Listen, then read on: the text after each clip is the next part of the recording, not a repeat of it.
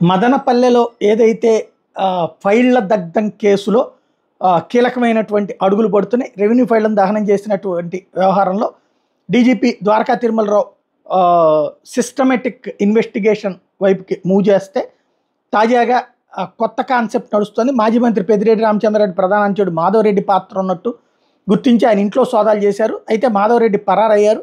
ఆయన కోసం ఓపెన్ గాలింపుస్తున్నారు. మరోవైపు మాధవరెడ్డి ఫోన్ కాల్ డేటా ఆధారంగా మదనపల్లికి చెందిన పలు వైఎస్ఆర్సీపీ నేతల్ని అదుపులోకి తీసుకున్నారు.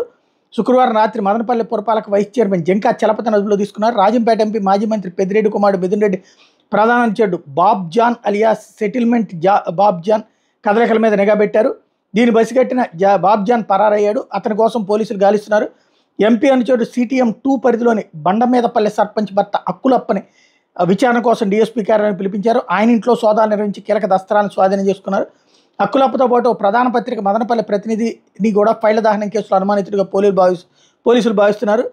ఇందులో వీళ్ళు ప్రొజెక్ట్ చేస్తుందని జర్నలిస్టుల ముసుగులో 3 వ్యక్తులు మదనపల్లి సబ్ కలెక్టరేట్లో మాధవరెడ్డి కార్యాలయం చక్కబెట్టారని చెప్పి గుర్తించారట.